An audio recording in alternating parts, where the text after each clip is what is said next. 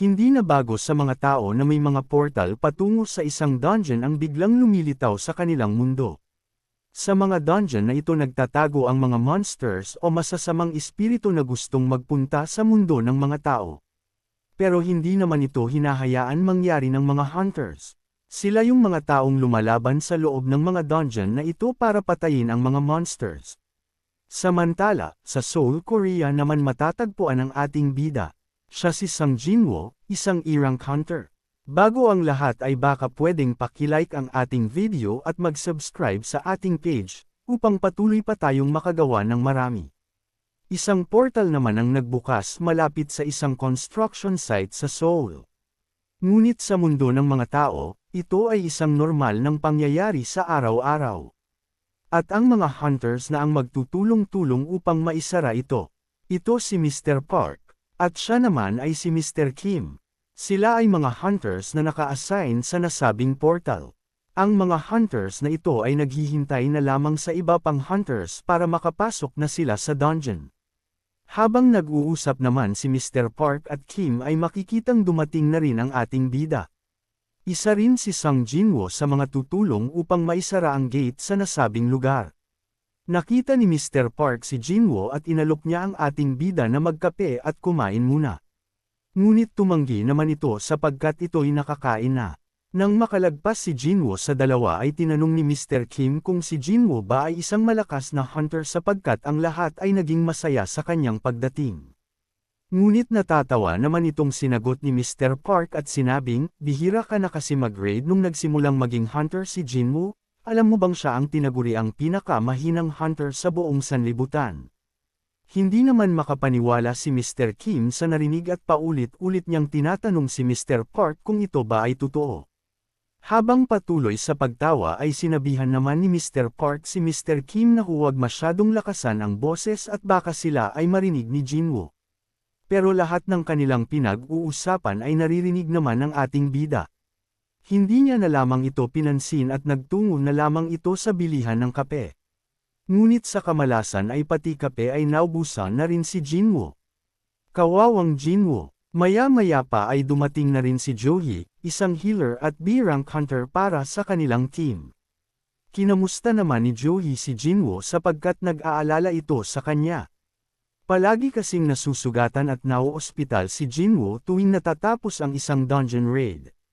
Nahihiya si Jinwoo habang kinakausap siya ni Joey. Sinabihan naman ni Jinwoo si Joey na huwag na itong mag-alala pa sa kanya at niyaya na nito si Joey na magpunta malapit sa gate upang maghanda na.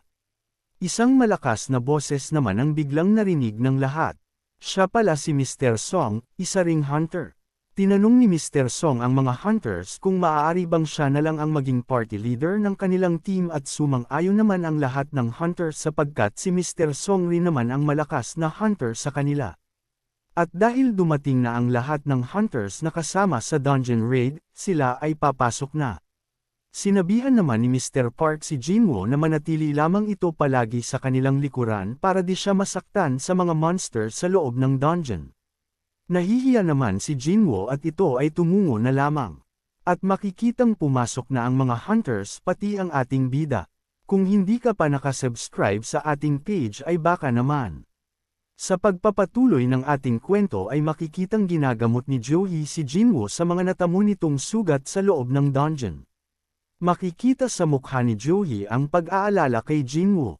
Sinabihan niya ito na mag-ingat naman at humingi na lamang ng pasensya si Jinwoo. Patuloy naman sa pakikipaglaban ang mga hunters. At maya-maya pa ay makikita na rin ang unti-unting pagkawala ng pangamba sa mukha ni Joey sapagkat halos matatapos na rin nila ang dungeon raid. Masaya naman ang mga hunters sapagkat maayos nilang natapos ang dungeon raid. Bigla namang tinanong ni Joey si Jinwoo kung bakit ito ay hindi pa rin tumitigil sa pagiging hunter. Sa pagkahiya ni Jinwoo ay sinagot na lamang niya ito na ang pagiging isang hunter ay libangan ni Jinwoo at siya ay mamamatay sa pagkabagot kapag ito ay tumigil. Hindi sinabi ni Jinwoo ang totoong dahilan.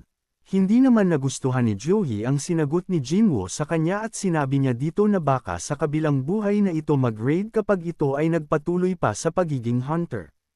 Ang mga monster sa loob ng dungeon naman ay nagbibigay ng Essence Stone na kapalit ng pera sa mundo ng mga tao.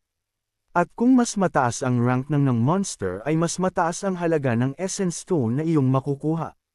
Bakas naman sa mukha ni Jinwoo ang pagkadismaya sa Essence Stone na kanyang nakuha sapagkat ito ay maliit lamang, kulang pa itong pangbayad sa mga sugat na natamo niya sa pagkuha dito.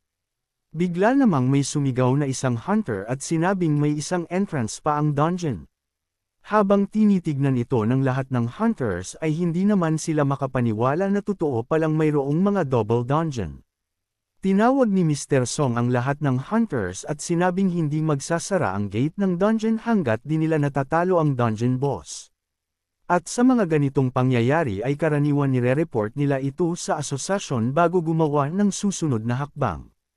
Ngunit ang pangamba nila ay kapag ibang hunters na ang nagpunta upang i-clear ang dungeon ay hindi na nila makukuha ang mga Essence Stone na dapat sila ang makakakuha. Kaya sinabi naman ni Mr. Song na sila ay magbotohan na lamang kung sila ay magpapatuloy pa sa dungeon raid o hindi na. May mga bumoto na magpatuloy pa, at mayroon namang hindi na. Naging pantay ang botohan ng mga hunters at si Jinwoo na lamang ang hindi pa nakaboto kaya ito ay tinanong na ni Mr. Song.